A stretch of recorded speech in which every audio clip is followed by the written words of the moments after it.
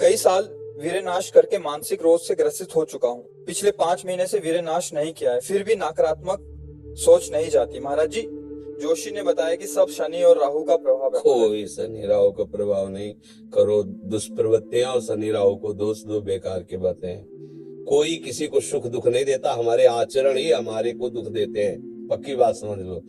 बोले वो अमुक ने उसको पीटा, राज कर्मचारी आपकी सुरक्षा के लिए है, लेकिन जब आप असत आचरण करेंगे तो पीट के जेल में डाल देंगे। ये राज कर्मचारी हैं। शुक्र, शनि, राहु, केत, ये सब राज कर्मचारी हैं।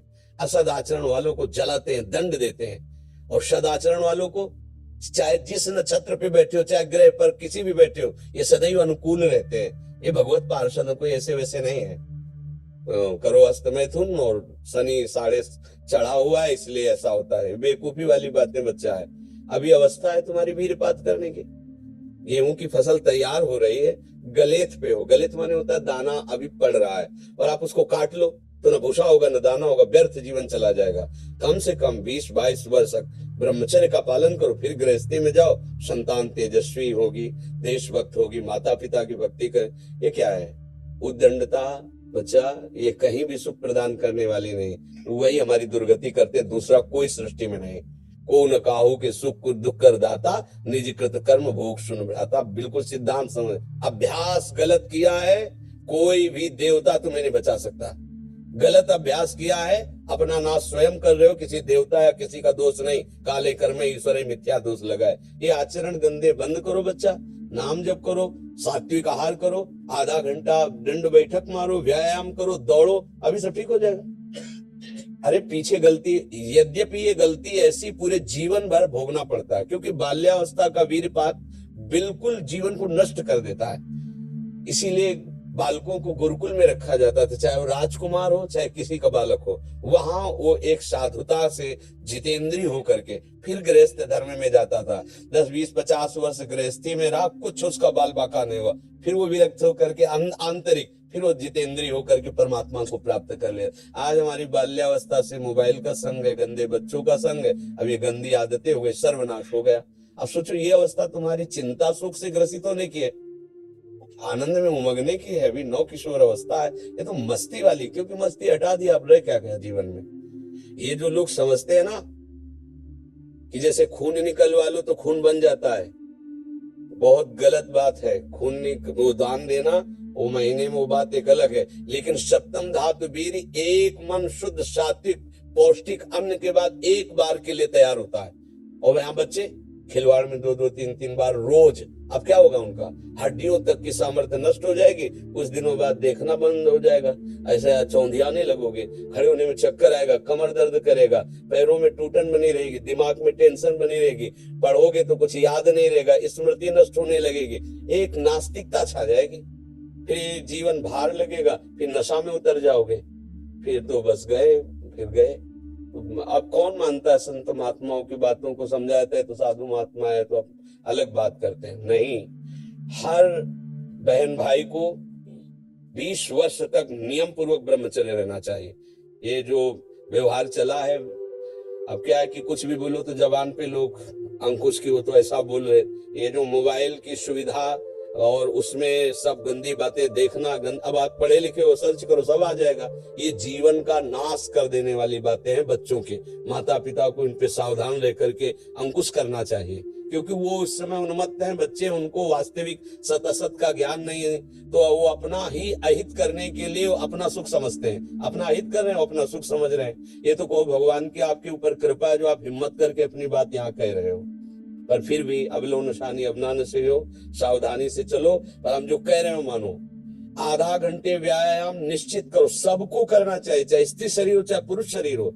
एक बार शरीर को बहुत एक्टिव करना चाहिए, 10-15 मिनट दंड बैठक, व्यायाम, प्राणायाम, आसन आदि के, फिर अपनी दिनचर्या करते हो तो आप संयमी रहोगे, आपके प्राण पुष्ट रहेंगे, आपका अन्न पचेगा, कोई भी चोट आदि बहुत कम मात्रा में आपको कष्ट देगी। हर बीमारी से लड़ने के सामने अब यहाँ सुबह 10 बजे तक सो रहे, व्यायाम क्या करेंगे? प्राणायाम क्या करेंगे? आसन क्या करेंगे? सूर्य जिसके सोने पर उदय हो गया, उसकी आयु, बुद्धि, श्री, कांति सब क्षीण हो जाती है। कौन मानता है? रात्रि के 2-2, 3-3 बजे तक जगना और सुबह 10-11 बजे तक सोना, ये दिनचर्या है। तो हमारी राय है सात्विक भोजन कीजिए और व्यायाम कीजिए। करते हो व्यायाम? है? हाँ, कभी ये कोई ऐसा तो, और कभी कभी जो व्यायाम करते हो बीमारियों का निमंत्रण देते हैं। आज आप लगाओ 20 दंड और 50 बैठक और 5 दिन छोड़ दो, पूरा शरीर दर्द करेगा। फिर लगाओ, फिर वह दर्द करेगा। रोज अगर नियमित करोगे तो वही पच करके आपके शरीर को पुष्ट करेगा। ये शरीर दुर्लभ बात है, दुर्लभो मानुषो देहो, लेकिन एक क्षण में नष्ट हो जाने वाला है। इसकी दुर्लभता है, संयम नियम से चलकर स्वरूप बोध कर लो या भगवत भजन करके भगवत प्राप्ति कर लो। अगर ये नहीं तो फिर क्लेश ही क्लेश, अशांति ही अशांति है। अभी सावधान हो जाओ। बिगड़ तो गया, अब ये नहीं कह सकते कि अभी कुछ नहीं बिगड़ा, बिगड़ गया। अगर कभी 25 वर्ष के बाद गलती हुई है तो हम उसे कह सकते हैं कुछ नहीं बिगड़ा, क्योंकि तुम्हारा पुष्ट है जीवन पूर्व से, अब आगे बढ़ो। लेकिन बच्चापन से ये जो रोग लग रहे, 13-14 वर्ष का बच्चा है और उसकी हालत ये है कि उसे वैद्य के द्वारा औषधियां दिला करके उसे ठीक करने की चेष्टा कर रहे। क्या हुआ?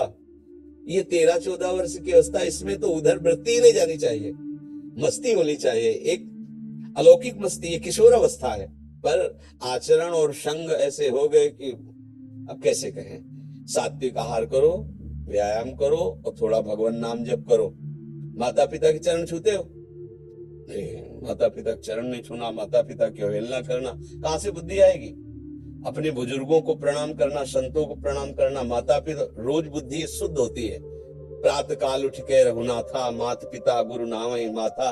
तो ये सब लिखी बातें रह गई। नए नए बच्चे हाय हेलो शुरू है, मिलेंगे तो क्या कहें? पहले कहते जयराम जी की, नहीं गांव में कहते थे राम राम भैया, राम राम कहते। अब क्या कहते? हाय तुम्हारा दुर्भाग्य हमारा दुर्भाग्य। ले बच्चे नहीं कहते हाय, हाय डालते हो कब का? हाय ये हो गया, मतलब बुरे को कहते हैं हाय। और यहाँ शुरुआत में भी कहेंगे कि हाय, कि हमारा तुम्हारा दोनों का दुर्भाग्य है हाय। और पहले कहते राम राम, तो वो भी बोले राम राम भैया राम राम। 4-6 बार नाम हो गया, कितना मंगल नाम हुआ। माता पिता को चाहे, एक हम जानकारी के भक्त, वो अब संन्यास ले चुका है बच्चा, उसकी माँ ऐसे समझाती जैसे मित्र से कि देखो बेटा तुम जवान हो रहे हो, तुम्हारा मन ऐसे भोगों की तरफ जाएगा, ऐसी ऐसी क्रियाएं भोगों की होती हैं, क्या तुम शुरू कर दिए? तो उसका नहीं मम्मी। फिर क्या तुम्हारे मन में ऐसा आता है? आता तो है, बिना हमारे, हम तुम्हारे मित्र भी है, तुम्हारी माँ भी है, बिना हमारी अनुमति के तुम ऐसा मत। आज वही सन्यासी है, वो जब हमसे बात करे तो हमका प्रणाम है तुम्हारी माँ को। बोले मुझे अगर संभाला तो मेरी माँ ने संभाला। मतलब बचपन से बैठाल कर हमको सारी बातें बताती रही कि ऐसी ऐसी गलतियां होती है, ऐसी ऐसी बात होती, तुम्हारे अंदर तो नहीं, तुमका इच्छा है पर अभी नहीं है। आज उसने उसको सन्यासी बनाकर खड़ा कर दिया, भगवत मार्ग का पथिक बना दिया। मंदालसा ने अपने 4 पुत्रों को ब्रह्मबोध करा दिया। माता पिता का प्रथम रोल होता है। अब वो शर्म लिहाज इसमें क्या करना? बच्चा हमारा गड्ढे में गिरने जा रहा है, हम शर्म लिया, बैठा लो उसको पास में। देखो मोबाइल में गंदी चीजें तो नहीं देखते, गंदे बच्चों को संग तो नहीं करते। अगर आप ऐसा करते हैं तो नहीं करना चाहिए। उनका मैसेज देखें, उनका मोबाइल देखें, उनकी चेकिंग करें, उनकी मानसिकता को समझे। गलत हो गए हो तो उनको प्यार दुलार से, बड़ी कोई बात नहीं, गलती सबसे होती है, सुधार करो। मतलब उसको इतना पुष्ट करो कि वो बोझा ना लादने पावे और आगे निकल जाए। इतनी फुर्सत का माता पिता, वो अपने मनोरंजन से फुर्सत ले, वो अपने ही मन को संभालने में परेशान है। इसलिए अच्छा है बच्चा, सावधानी से चलो, अब कभी मत करना। क्योंकि इस क्रिया में क्या होता है कि नस नाड़ियां इतनी कमजोर हो जाती हैं कि फिर आगे चलकर आप करोगे भी नहीं, पर वो शक्तिपात हो जाएगा, मतलब नष्ट हो जाएगी वीर शक्ति। वो आपको ऐसा लगेगा कि हमने तो कुछ किया ही नहीं, और वो ऐसे हो जाएगा। मतलब नस नाड़ियां, ये हम अनुभव की बात कहते हैं जो हमसे मिले हैं साधक, कि स्नान कर रहे हैं, कोई हमारी क्रिया नहीं, पर ऐसे हम सोने जा रहे हैं पर कुछ क्रिया नहीं, ऐसे छू गया तो ऐसे बिल्कुल शक्तिहीन हो जाता है। तो ये अपना नाश करना है।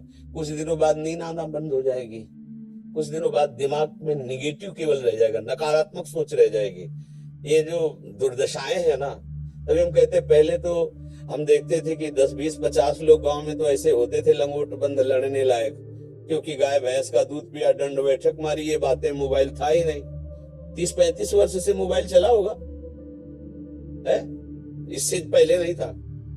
पहले वो ऑफिसरों के पास वो बड़ा बड़ा होता था, नहीं तो हमने ये मोबाइल नहीं देखा 30-35 वर्ष। तो वो ये सब था नहीं। गांव में कभी किसी एक के यहाँ टीवी हो तो हो, नहीं तो बिजली ही नहीं थी तो टीवी है, वो बैटरी से भले और रामचरित्र जब चला था ना, तब गांव में छोटी छोटी टीवी लाए।